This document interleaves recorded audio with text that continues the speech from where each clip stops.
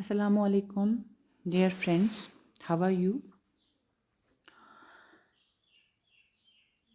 We were reading Granny's Fabulous Kitchen from your textbook Tulip series, book 6. सो थोड़ा सा revise कर लेते हैं पहले।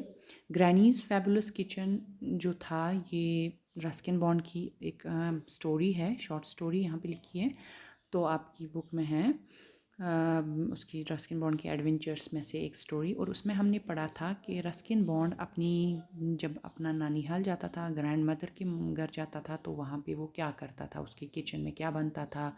फज्स बनते थे, चॉकलेट फज्स बनते थे, और भी बहुत सारी चीज़ें बनती थी जो वो खाते थे। या उसका गार्डनर का बेटा मोहन था, तो उसके साथ भी वो शेयर करते थे। और उसके अलावा उनकी एक स्काइरल थी, गिलहरी थी, तो उनकी बहुत गिलहरियाँ थी उन पेड़ में, उन ट्रीज़ में, जैक फ्रूट ट्रीज़ थे उन्हें उनके आंगन में। तो वहाँ की वो गिलहरियाँ, वो देवर फ्रेंडली, वो उनके साथ जो है दोस्ताना माहौल में उनसे वो फज्स एक्स्ट्रा जो भी उनके बच्चों को होते थे वो उनके साथ वो उनसे लेके खाती थी गिलहरियाँ भी।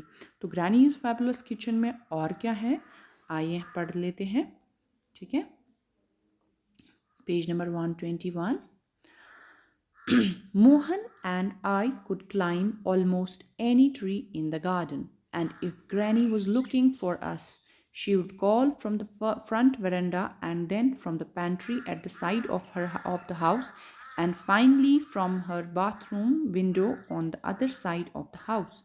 There were trees on all sides, and it was impossible to tell which one we were in until we answered her call. Sometimes Crazy would give us way by barking beneath our tree. Mohan and I could climb almost any tree in the garden. Mohan और मैं, यानी ये Ruskin bond, हम तो कोई भी tree जो है चढ़ सकते थे गार्डन में। जो इनके आंगन में बाग था, गार्डन था, उसमें जो भी ट्री था वो हर किसी ट्री में ऑलमोस्ट लगभग लगभग चढ़ सकते थे। And if granny was looking for us, और अगर ग्रैनी यानी इनकी ग्रैंड मदर अगर वो उनको ढूंढ रही होती, लुकिंग फॉर, यहाँ ये फ्रेज़ है looking for, means when we are searching for someone, ढूंढते थे हाँ उनको, she would call from the front veranda, वो बुलाती थी कहाँ से, जो उनके मकान का फ्रंट वरेंडा, सामने वाला वरेंडा था, उससे बुलाती थी।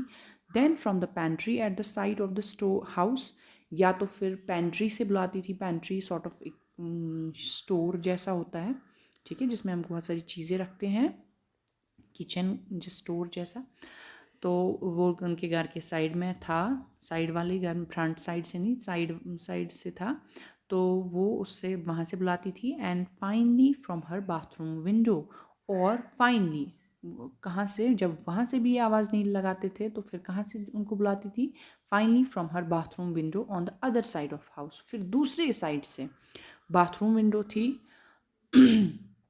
जो इनका गौसल खाना था, उसकी खिड़की से उनको बुलाती थी।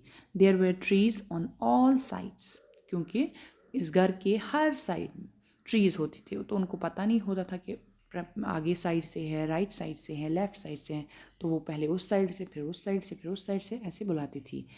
And it was impossible to tell which one where we were in, और बहुत नामुमकिन था ये बोलना कि हम किस ट्री पे उस टाइम बैठे थे, चढ़े थे। Until we answered her call, जब तक कि हम उसको, उसके बुलावे का जवाब नहीं देते थे। Sometimes Crazy would give us way away by barking beneath our tree, कभी कभी जो क्रेजी था, क्रेजी उनके डॉग का नाम था, तो कभी कभी वो उनका पता बताता था। कैसे बताता था, क्योंकि वो उनकी जिस ट्री पे वो चढ़ते थे उस ट्री के नीचे वो भौंकता था, तो जो जो ही भौंकने की आवाज़ आती थी तो उसको, उसकी ग्रैनी को भी पता चलता था कि उस ट्री पे ये बैठे हैं। When there was fruit to be picked, Mohan did the picking. The mangoes and lychees came into season during summer, when I was away at boarding school, so I couldn't help with the fruit gathering. The papayas were in season during winter, but you don't climb on the papaya trees. They are too slender and wobbly. You knock the papayas down with a long pole and catch them before they hit the earth.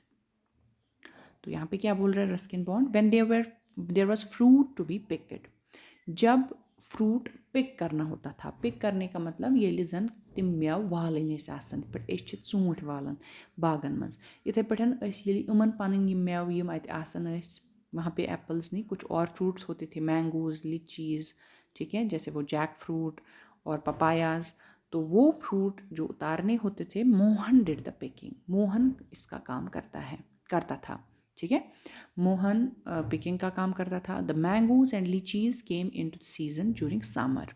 हाँ, mango और litchis का season जो आता था वो summer season में उनको उतार देते थे. हर किसी फ्रूट का अपना अपना सीज़न होता है. जैसे हमारे यहाँ एप्पल्स हैं तो अब सितंबर में वी विल स्टार्ट पिकिंग, ठीक है. तो मतलब एंडिंग अगस्त में भी स्टार्ट हो गए हैं. पेयर्स हमने उतार दिए हैं, वो अगस्त का सीज़न था. फिर सितंबर में डिफरेंट टाइप्स के जो एप्पल्स हैं उनका अलग अलग सीज़न आता है, थोड़े एक महीने बाद, एक महीने. इसी तरह से समर सीज़न में मैंगोज और लीचीज उतारते थे. तो when I was away at boarding school, जब कि मैं बोर्डिंग स्कूल में होता था. बोर्डिंग स्कूल एक ऐसा स्कूल होता है जहाँ आप घर से दूर कहीं पढ़ने जाते हैं तो वहाँ पे रात पे भी वहीं रुकते हैं.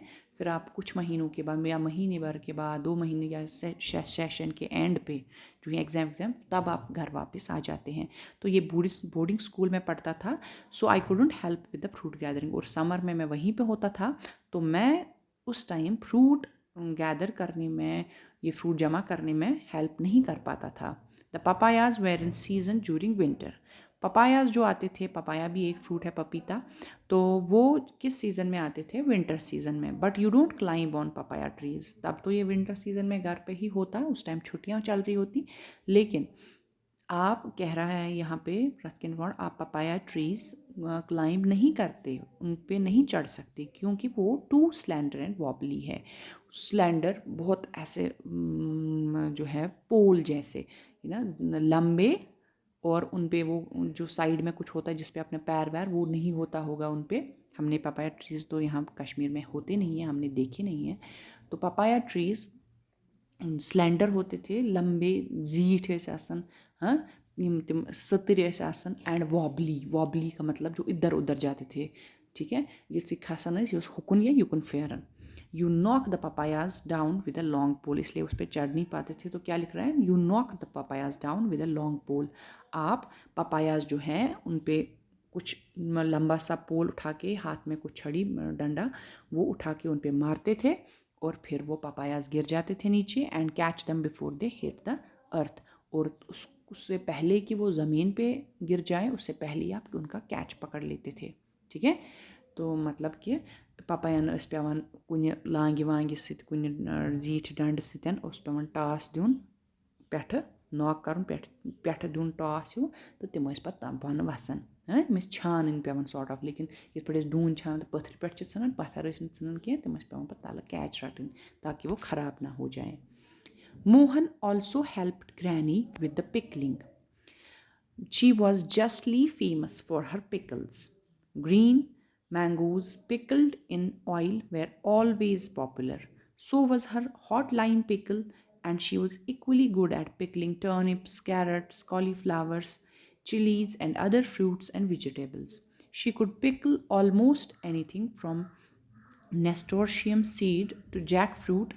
Uncle Ken did not care for pickles, so I was always urging Granny to make more of them. My own preference was sweet chutneys and sauces, but I ate pickles too, even the very hot ones. Mohan also help granny with pickling. तो क्या कह रहा है? मोहन जो है, Mohan granny को help करता था किस में भी? पिकलिंग में भी. पिकलिंग का मतलब अचार बनाना, पिकल्स बनाना. अचार बनाने में भी मदद करता था वो ग्रैनी को. She was justly famous for her pickles. वो बहुत अच्छी फेमस थी, मशहूर थी किस चीज़ के लिए? अपने अचारों के लिए. यानी मेरी जो ग्रैनी थी वो बहुत अच्छा अचार बनाती थी, तो इसलिए फेमस थी.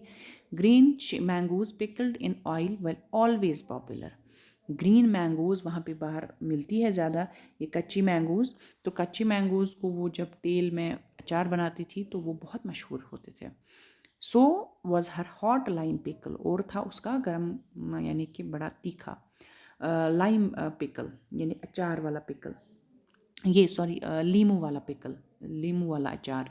And she was equally good at pickling turnips, carrots, cauliflowers, chillies and other fruits and vegetables. और वो बहुत अच्छी थी, ऐसी ही अच्छी वो थी अचार बनाने में, किनका, टर्निप्स का, गोगजियन, हाँ, कैरेट्स, गाजरन, कॉलीफ्लावर, फूल गोपियन, चिलीज, मर्चवांगन and other fruits and vegetables. और बाकी जो उनके वहाँ पे मेवे होते थे, वेजिटेबल्स होते थे, सब्जियाँ होती थी, तो उनके भी वो अच्छे से अचार बनाती थी, बहुत अच्छे अचार बनाती थी।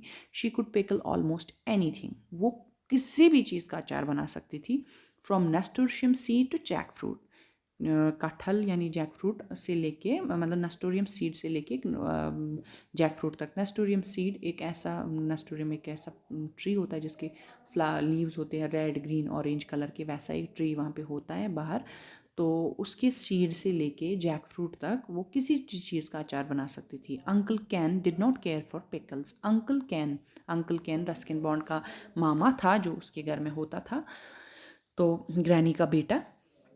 तो वो he didn't care for pickles, so I was always urging granny to make more of them. उसको परवाह नहीं थी अचार की, बन रहा है नहीं बन रहा है फ़र्क ही नहीं पड़ता था उससे। सो जो ये बोल रहे हैं रस्किन बॉन्ड, तो इसलिए मैं ग्रैनी को हमेशा बोलता था कि आप ज़्यादा ज़्यादा अचार बनाओ, ठीक है। कुछ नहीं बोलता था अंकल कैन, बना रहे हो कोई बात नहीं, ना बना रहे हो तो कोई बात नहीं। तो इसलिए हम ज़्यादा ज़्यादा अचार बनवा रहे थे ग्रैनी से। My own preference was sweet chutneys and sauces, but I ate pickles too, even the very hot ones.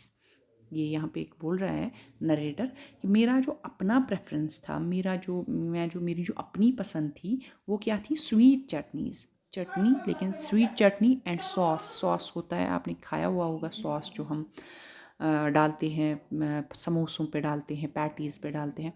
तो वो सॉस जो है वो भी थोड़ा सॉर टाइप होता है, सॉर टाइप।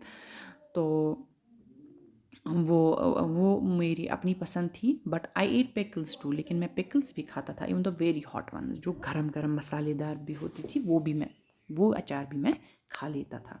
ठीक है, आज हम इतना ही पढ़ेंगे। एक बार फिर से मैं इसको एक बार पढ़ लेती हूँ, आप अपनी बुक पे नज़र रखें। Mohan and I could climb almost any tree in the garden, and if granny was looking for us, she would call from front veranda, and then from the pantry at the side of the house, and finally from her bathroom window on the other side of the house. There were trees on all sides, and it was impossible to tell which one we were in until we answered her call. Sometimes Crazy would give us away by barking beneath our tree. When there was fruit to be picked, Mohan did the picking. The mangoes and lychees came into season during summer when I was away at boarding school, so I couldn't help with the fruit gathering. The papayas were in season during winter, but you don't climb on the papaya trees. They are too slender and wobbly. You knock the papayas down with a long pole and catch them before they hit the earth. Mohan also helped Granny with the pickling. She was justly famous for her pickles. Green mangoes pickled in oil were always popular. So was her hot lime pickle. And she was equally good at pickling turnips, carrots, cauliflowers, chilies, and other fruits and vegetables. She could pickle almost anything from nasturtium seed to jackfruit. Uncle Ken did not care for pickles, so I was always urging Granny to make more of them. My own preference was sweet chutneys and sauces, but I ate pickles too, even the very hot ones. Thank you very much सुनने के लिए। I hope कि आप इसको घर में एक बार दो बार रिपीट करें। अगर कोई ऐसा वर्ड हो, आप उसको डिक्शनरी में लुकअप करें, आपको आता है डिक्शनरी में लुकअप करना वर्ड्स, तो आप उनको देखें डिक्शनरी में और चेक करें उनके मीनिंग्स। अगर कोई डिफ़िकल्टी हो तो आप मुझे कांटेक्ट करें। Thank you very much. Have a nice day.